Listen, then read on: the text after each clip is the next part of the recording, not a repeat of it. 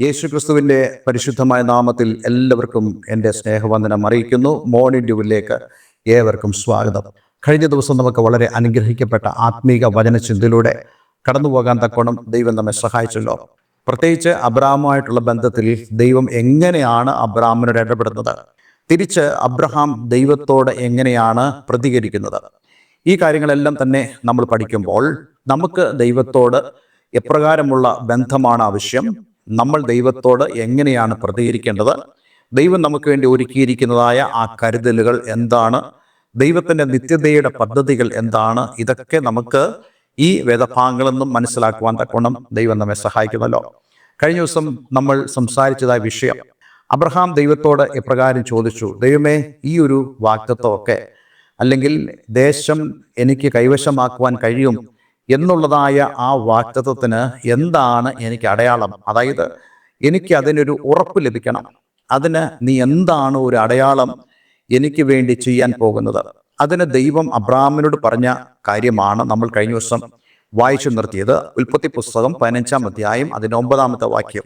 ദൈവം അബ്രഹാമിനോട് നീ 3 വയസ്സുള്ള ഒരു പശുക്കിടാവിനെയും 3 വയസ്സുള്ള ഒരു കോലാടിനെയും 3 വയസ്സുള്ള ഒരു ആട്ടുകൊറ്റനെയും ഒരു കുറുപ്രാവിനെയും ഒരു പ്രാവിൻ കുഞ്ഞിനെയും കൊണ്ടുവരിക എന്ന് കൽപ്പിച്ചു. അപ്പോൾ ഈ ഒരു കാര്യം കർത്താവ് പറയുന്നതിൻ്റെ ഉദ്ദേശം, ആ കാലത്ത് ഉണ്ടായിരുന്നതായ ഒരു പ്രത്യേക കസ്റ്റം, ഒരു ആചാരം ആയിരുന്നു ഇവിടെ യഹോവയെ കർത്താവ് അബ്രഹാമിനോട് ചെയ്യാൻ ആവശ്യപ്പെടുന്നത്. അതിന് വിചിത്രമായ ഒരു ലിസ്റ്റാണ് ഇവിടെ ദൈവം അബ്രഹാമിനോട് പറയുന്നത്. വാസ്തവത്തിൽ ഇങ്ങനെയുള്ള കാര്യങ്ങളൊക്കെ വരിക എന്ന് പറയുന്നത് പലപ്പോഴും ആളുകൾ ചിന്തിക്കുന്നത് അത് ജാതീയമായ ഒരു ആചരണത്തിൽപ്പെട്ട കാര്യമാണ്. പക്ഷെ നമ്മൾ അത്രത്തോളം ഒന്നും പോയി ചിന്തിക്കേണ്ട. എന്നാൽ ഇവിടെ ആ കാലത്ത് അബ്രഹാമിനും ഇതറിയാം എന്നുള്ളതാണ് ഞാൻ മനസ്സിലാക്കുന്നത്. കാരണം അബ്രഹാം അവിടെ അധികം എക്സ്പ്ലനേഷൻ ഒന്നും ചോദിക്കുന്നില്ല, അധികം വിശദീകരണം ചോദിക്കുന്നില്ല. കാരണം ആ കാലത്ത് ഉണ്ടായിരുന്ന ഒരു കസ്റ്റം, അതായത് 2 പേർ തമ്മിൽ ഒരു ഉടമ്പടി ബന്ധത്തിലേക്ക് കടന്നു വരുമ്പോൾ സാധാരണ ചെയ്യുന്നതായ ഒരു കാര്യം, അത് ചെയ്യുവാൻ ഇവിടെ ദൈവം അബ്രഹാമിനോട് ആവശ്യപ്പെടുന്നു. പക്ഷെ ഇതിനൊക്കെ ഒരു വ്യവസ്ഥയുണ്ടെന്നുള്ളതും നമ്മളിവിടെ ശ്രദ്ധേയമായി മനസ്സിലാക്കാൻ കഴിയുന്നുണ്ട്. വിശുദ്ധ വേദപുസ്തകത്തിലാണെങ്കിലും മറ്റ് ഭാഗങ്ങളിലും ഇതേപോലെയുള്ള ആചരണങ്ങൾ ഉണ്ടായിരുന്നുവെന്ന് സൂചിപ്പിക്കുന്നതായ വേദഭാഗങ്ങളുണ്ട്. അത് സംബന്ധിച്ചൊരു വേദഭാഗം ഞാൻ നിങ്ങളെ വായിച്ചു കേൾപ്പിച്ചിട്ട് വ്യക്തതയ്ക്ക് വേണ്ടി നമുക്ക് ഈ ഭാഗത്തേക്ക് തന്നെ മടങ്ങി വരാം. യിരെമ്യാ പ്രവാചക പുസ്തകം 34-ാം അധ്യായം അതിൻ്റെ 18 മുതലുള്ള വേദഭാഗങ്ങൾ.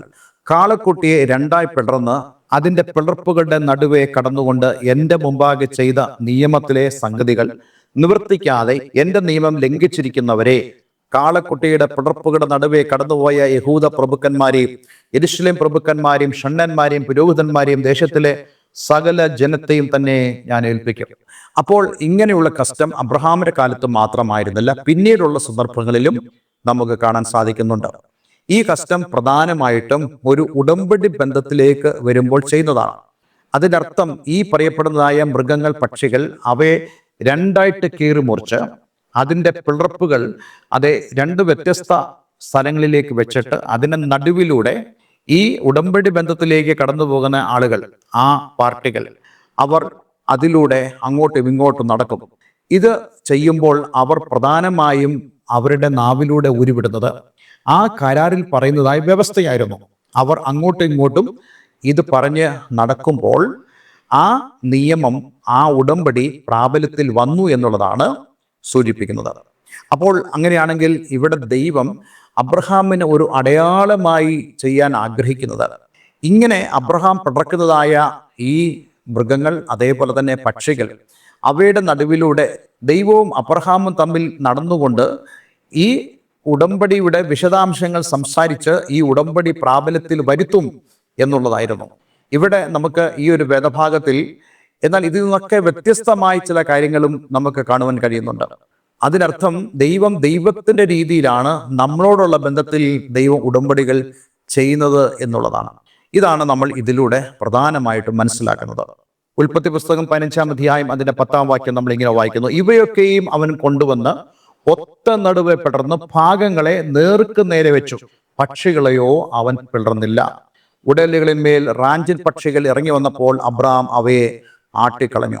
സൂര്യൻ അസ്തമിക്കുമ്പോൾ അബ്രഹാമിന് ഒരു ഗാഢനിദ്ര വന്നു. ഭീതിയും അന്ധതമസ്സും അവന്റെ മേൽ വീണു.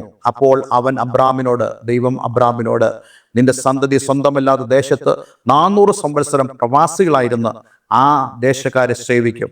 അവർ അവരെ പീഡിപ്പിക്കുമെന്ന് നീ അറിഞ്ഞുകൊള്ളുക. എന്നാൽ അവർ സേവിക്കുന്ന ജാതിയെ ഞാൻ വിധിക്കും. അതിനുശേഷം അവർ വളരെ സമ്പത്തോടുകൂടെ പുറപ്പെട്ടു പോരും. ബാക്കി ഭാഗം നമുക്ക് പിന്നീട് ചിന്തിക്കാം. ഇവിടെ ദൈവം അബ്രാമിനോട് ഈ കാര്യങ്ങൾ ചെയ്യാൻ പറയുമ്പോൾ അബ്രഹാം ചെയ്തതായ കാര്യങ്ങളിൽ ചില യാദൃച്ഛികമായ കാര്യങ്ങൾ സംഭവിക്കുന്നെന്ന് നമുക്ക് മനസ്സിലാക്കാൻ സാധിക്കും. അവൻ ഈ മൃഗങ്ങളെയൊക്കെ അവൻ നെടുക പിടർന്നു, പക്ഷേ പക്ഷികളെ അവൻ പിടർന്നില്ല. പക്ഷികളെ പിടർന്നില്ല എന്ന് പറയുമ്പോൾ അതിനർത്ഥം അബ്രഹാമിന്റെ പ്രവൃത്തി പൂർണ്ണതയുള്ളതാണെന്ന് നമുക്കിവിടെ പറയാൻ സാധിക്കുന്നില്ല. ഇതേപോലെ തന്നെയാണ് നമ്മളൊരു കാര്യം മനസ്സിലാക്കേണ്ടത്. നമ്മൾ എത്രത്തോളം കാര്യങ്ങൾ ചെയ്താലും, അതായത് ദൈവത്തിന്റെ നീതി നമ്മുടെ ജീവിതത്തിൽ പ്രവർത്തിക്കാൻ വേണ്ടി എത്രത്തോളം നമ്മുടെ ഭാഗത്തു നിന്ന് പ്രവർത്തികൾ ഉണ്ടായാലും ദൈവത്തിന് മുമ്പാകെ അത് പൂർണ്ണതയുള്ളതല്ല എന്ന് നമ്മൾ മനസ്സിലാക്കണം. അതെന്തുകൊണ്ടാണെന്ന് ചോദിച്ചു കഴിഞ്ഞാൽ നമ്മൾ പാപികളാണ്. അബ്രഹാം ഇവിടെ ആ കാര്യങ്ങളെല്ലാം വളരെ റൈറ്റായിട്ട് ചെയ്തു എന്ന് വിചാരിക്കുക. അബ്രഹാം ആ കാര്യങ്ങളെല്ലാം ചെയ്യാൻ തീർച്ചയായിട്ടും അബ്രഹാം വളരെ ബദ്ധശ്രദ്ധാലുവായിരുന്നു. പക്ഷേ അവന് ആ ദൈവത്തിന്റെ കൽപ്പന അതേപോലെ അനുസരിക്കുവാൻ അബ്രഹാമിന് സാധിച്ചില്ല. അപ്പോൾ ഇതിൻ്റെ എല്ലാം അർത്ഥം നമ്മൾ മുമ്പ് പറഞ്ഞതുപോലെ നമ്മൾ ദൈവത്തിന് നീതി നമ്മുടെ ജീവിതത്തിൽ വെളിപ്പെടുവാൻ എന്തൊക്കെ ചെയ്താലും അതെല്ലാം അപൂർണമാണ്. അതിനർത്ഥം നമ്മുടെ രക്ഷയും ദൈവത്തിന്റെ പ്രവൃത്തിയൊക്കെ ആശ്രയിച്ചിരിക്കുന്നത് ദൈവത്തിൽ തന്നെയാണ്. അത് ഒരിക്കലും നമ്മിലല്ല. നമ്മുടെ രക്ഷയുടെ കാരണം നമ്മിലല്ല. നമ്മുടെ വീണ്ടെടുപ്പിന്റെ കാരണം നമ്മിലല്ല. അതേ, നമ്മുടെ വിടുതലിന്റെ കാരണം നമ്മിലല്ല എന്നുള്ളത് നമ്മൾ മനസ്സിലാക്കേണ്ടത് വളരെ ആവശ്യമാണ്. അബ്രഹാം ഈ ഒരു കാര്യം ചെയ്തപ്പോൾ അവൻ പക്ഷികളെ പിടർന്നില്ല എന്ന് പറയുന്നത് മനുഷ്യന്റെ പ്രവൃത്തികളുടെ അപൂർണതയെ വ്യക്തമായി കാണിക്കുന്നു. അതെ, വിശുദ്ധ വേദോസം പറയുന്നില്ലേ, നമ്മുടെ നീതി പ്രവൃത്തികളെല്ലാം തന്നെ കറ പുരണ്ട തുണി പോലെയാണ്. പക്ഷേ ഇവിടെ സംഭവിച്ച കാര്യം നമ്മളിവിടെ വായിക്കുന്നുണ്ട്. അബ്രഹാം ഇതൊക്കെ ചെയ്തിട്ടും ദൈവം ഈ പിളർന്നിരിക്കുന്നതായ ഈ ജഡങ്ങളുടെ നടുവിലൂടെ നടക്കാൻ വരുന്നില്ല എന്നുള്ളത് നമ്മെ വളരെയധികം ചിന്തിപ്പിക്കേണ്ട ഒരു കാര്യമാണ്. എന്ന് മാത്രമല്ല, അബ്രഹാം ദൈവം വരാത്തതായ ആ ഒരു അവസ്ഥയിൽ അബ്രഹാമിന്റെ ജോലി മാറി നിന്ന് ഇതെല്ലാം വീക്ഷിക്കുകയും അതോടൊപ്പം തന്നെ ഈ പക്ഷികളുടെയും അതേ ഈ മൃഗങ്ങളുടെയൊക്കെ ജഡമെടുക്കാൻ കൊത്തിത്തിന്നുവാൻ വേണ്ടി കടന്നു വരുന്ന റാഞ്ചൻ പക്ഷികളെ ആട്ടിപ്പായിക്കുകയും ചെയ്യുന്നതായ ഒരു ജോലിയായിരുന്നു അബ്രഹാം അവിടെ ചെയ്തുകൊണ്ടിരുന്നത്. അപ്പോൾ അങ്ങനെയാണെങ്കിൽ അതിനർത്ഥം എന്താണ്? ദൈവം ഇറങ്ങി വരുവാൻ കഴിയാത്തവണ്ണം മനുഷ്യന്റെ പ്രവൃത്തികളൊക്കെ അപൂർണമായിരുന്നു എന്നുള്ളതാണ്. അല്ലെങ്കിൽ അബ്രഹാമിന്റെ പ്രവൃത്തി അപൂർണമായിരുന്നു എന്നുള്ളതാണ്. ഇന്ന് നമ്മൾ ഏതെങ്കിലും ഒരു കാര്യം ചെയ്തിട്ട് ദൈവത്തെ നമ്മുടെ നിലയിലേക്ക് അല്ലെങ്കിൽ നമ്മുടെ ആ ഒരു അവസ്ഥയിലേക്കോ അല്ലെങ്കിൽ നമ്മുടെ അടുക്കിലേക്കോ കൊണ്ടുവരാൻ നമ്മൾ ശ്രമിക്കുന്നു എന്ന് വരികിൽ അത് പരാജയമായിരിക്കും എന്നുള്ള വസ്തുത നമ്മൾ മനസ്സിലാക്കണം. എന്നാൽ മറിച്ച് നമ്മുടെ അടുക്കിലേക്ക് ദൈവം ഇറങ്ങി വരുന്നത് തൻ്റെ തന്നെ കൃപയുടെ അടിസ്ഥാനത്തിലാണെന്നുള്ള വസ്തുതയും നമ്മൾ മറന്നു പോകരുത്. അപ്പോൾ ഇതിൽ നിന്നൊക്കെ നമ്മൾക്ക് മനസ്സിലാക്കാൻ കഴിയുന്ന വളരെ പ്രധാനപ്പെട്ട ആത്മീയ പാഠവും അതുതന്നെയാണ്. എൻ്റെ പ്രിയപ്പെട്ട സഹോദരങ്ങളെ, നിങ്ങളുടെ യാതൊരു പ്രവൃത്തിയും ദൈവത്തിൻ്റെ കൃപയ്ക്ക് കാരണമല്ല എന്ന് നമ്മൾ അറിയണം. നിങ്ങൾ ഒരു പള്ളിക്ക് സ്തോത്രകാഴ്ച കൊടുത്തതുകൊണ്ടോ ഒരു മിനിസ്ട്രിക്ക് നിങ്ങൾ ധാരാളമായി സ്തോത്രകാഴ്ച കൊടുത്തുകൊണ്ടോ ഒന്നും ദൈവത്തിൻ്റെ നീതി നിങ്ങളിൽ വെളിപ്പെടുവാൻ കാരണമല്ല എന്നുള്ളത് ഈ ഒരു വേദഭാഗത്തോടെ നമ്മൾ മനസ്സിലാക്കണം. മറിച്ച് പൂർണ്ണമായിട്ടും അവനിൽ തന്നെ ആശ്രയിപ്പാൻ നമുക്ക് സാധിക്കണം. അതിനർത്ഥം നമ്മൾ ദൈവം പറയുന്ന കാര്യങ്ങൾ ചെയ്യരുത് എന്നുള്ളതല്ല, ദൈവം പറയുന്ന കാര്യങ്ങൾ ചെയ്യണം. എന്നാൽ അതോടൊപ്പം തന്നെ നമ്മൾ ദൈവത്തിൻ്റെ കരുണയ്ക്കായി എപ്പോഴും ദൈവത്തോട് യാചിച്ചുകൊണ്ടിരിക്കണം. അതുകൊണ്ടാണ് ഞാൻ ആകുന്നത് കൃപയാലാണ് എന്ന് ദൈവദാസന്മാർ ഉറക്കെ സംസാരിക്കുന്നത്. അതുകൊണ്ട് എന്നെ കേൾക്കുന്ന പ്രിയമുള്ളവരെ, ഞാനും നിങ്ങളും ആയിരിക്കുന്നത് ദൈവത്തിൻ്റെ കൃപയാൽ മാത്രമാണ്. എൻ്റെ എല്ലാ പ്രവൃത്തികളും ദൈവത്തിനു മുമ്പാകെ അതെ ഒരിക്കലും ന്യായീകരിക്കാൻ തക്കതായ പ്രവൃത്തികളല്ല. ഞാൻ പാപിയാണ്. അതുകൊണ്ട് തന്നെ എൻ്റെ ഏതൊരു പ്രവൃത്തിയും പാപത്തിൻ്റെ ആ സ്വാധീനമുള്ള പ്രവൃത്തിയാണ്.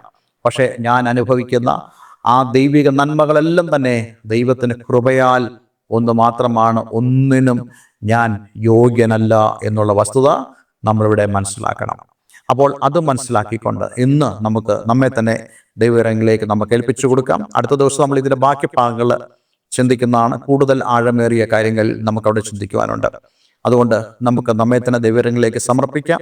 ഒരു വാക്ക് പ്രാർത്ഥിക്കാം. സ്വർഗീയ പിതാവേ, ഇന്ന് ഞങ്ങളെ കേൾപ്പിച്ച വളരെ അനുഗ്രഹിക്കപ്പെട്ട സന്ദേശത്തിനായി സ്തോത്രം. ഈ വചനം കേട്ട ഏവരെയും ഞാൻ യേശുവിൻ്റെ നാമത്തിൽ അനുഗ്രഹിക്കും. എന്തുകൊണ്ട് ഞങ്ങളുടെ പ്രവൃത്തികൾ ദൈവത്തിന് മുമ്പാകെ സ്വീകാര്യമാകുന്നില്ല? കർത്താവേ, നിന്റെ കൃപയൊന്നു മാത്രമാണ് ഞങ്ങളെ രൂപാന്തരപ്പെടുന്നതും ഞങ്ങളുടെ അവസ്ഥയെ വ്യത്യാസപ്പെടുത്തുന്നു എന്നും ഞങ്ങൾക്ക് ചിന്തിപ്പാൻ ഇന്ന് അങ്ങ് ഞങ്ങളെ സഹായിച്ചതിനായി സ്തോത്രം. കർത്താവെ, ഞങ്ങൾ ഏതു സമയത്തും ഞങ്ങളിൽ ഞങ്ങളുടെ പ്രവൃത്തികളിലോ ഞങ്ങളുടെ യാതൊന്നിലുമല്ല പ്രശംസിക്കേണ്ടതും ആശ്രയിക്കേണ്ടതും, എന്നാൽ പൂർണ്ണമായിട്ടും ഞങ്ങൾ ദൈവത്തിൽ ആശ്രയിക്കുവാൻ അങ്ങ് ഞങ്ങളെ സഹായിക്കണമെന്ന് പ്രാർത്ഥിക്കുന്നു. ഈ വചനം കേട്ട ഏവരെയും ഞാൻ യേശുവിൻ്റെ നാമത്തിൽ അനുഗ്രഹിക്കും. പ്രാർത്ഥന കേട്ടതിന് നന്ദി. യേശു ക്രിസ്തുവിൻ നാമത്തിൽ തന്നെ. ആമേൻ, ആമേൻ. ഇന്നത്തെ വചനധ്യാനം നിങ്ങളുടെ ജീവിതത്തിൽ വളരെ അനുഗ്രഹപ്രദമായി തീർന്നു എന്ന് ഞാൻ വിശ്വസിക്കുന്നു. ദയവായി ഈ സ്ക്രീനിൽ കാണുന്ന ഫോൺ നമ്പറുകളിൽ ഞങ്ങളെ വിളിക്കുക. നിങ്ങളുടെ പ്രാർത്ഥനാ വിഷയങ്ങളെ ഞങ്ങളെ അറിയിക്കുക. കൂടുതൽ വചന പഠനത്തിന് നിങ്ങൾക്ക് ആഗ്രഹമുണ്ടെങ്കിൽ അതിനും ഞങ്ങളെ വിളിക്കാവുന്നതാണ്. അതേപോലെ തന്നെ ആത്മീയമായ കൂട്ടായ്മയ്ക്ക്, അതായത് നിങ്ങൾക്ക് കടന്നു വന്ന് ദൈവത്തെ ഒരുമിച്ച് ആരാധിപ്പാനും ദൈവത്തിൻ്റെ മാറ്റമില്ലാത്ത വചനങ്ങൾ കേൾക്കുവാനും ഒരുമിച്ചുള്ള ആ കൂട്ടായ്മയിൽ മുന്നോട്ട് പോകുവാനും ആഗ്രഹിക്കുന്നുണ്ടെങ്കിൽ ഞങ്ങളെ വിളിക്കാവുന്നതാണ്. എല്ലാവരും ദൈവം അനുഗ്രഹിക്കട്ടെ. Have A nice day. God bless you all.